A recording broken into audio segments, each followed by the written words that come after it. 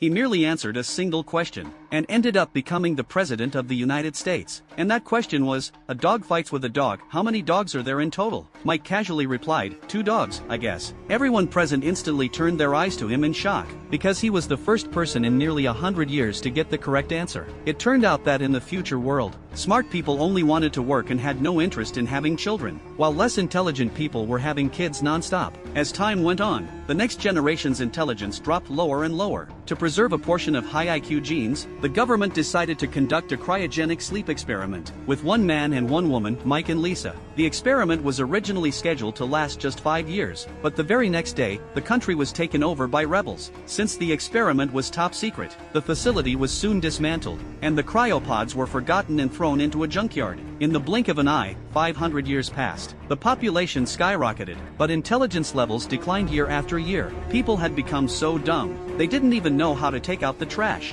One day, a garbage truck was doing its usual rounds, when a dropped soda can cause a garbage avalanche, which swept across the city like a tsunami. Mike's cryopod was caught in the flood, and ended up in Jack's house. The pod door accidentally opened. At that moment, Jack was watching a reality show, and was startled by Mike's sudden appearance in his home. Annoyed, he immediately threw Mike out. Mike tried to seek help from the people around him, but they all seemed to have bad tempers, and looked ready to beat him up at any moment. Thirsty, Mike rushed to the restroom to drink some water, only to find that all the faucets dispensed nothing but sugary drinks. Feeling helpless, Mike looked at a newspaper and discovered it was dated 500 years later. He decided to go outside and find something to eat, but when he approached a vending machine, it couldn't detect his identity. The next second, the police suddenly showed up, and immediately arrested Mike, dragging him to court. A late-night trial was held just for him. Seeing that Mike was poor, the judge assigned him a public defender for free. To Mike's surprise, his lawyer turned out to be Jack, the same man who had thrown him out earlier. And not only did Jack not defend him, he even accused Mike of breaking and entering, sending him straight to jail.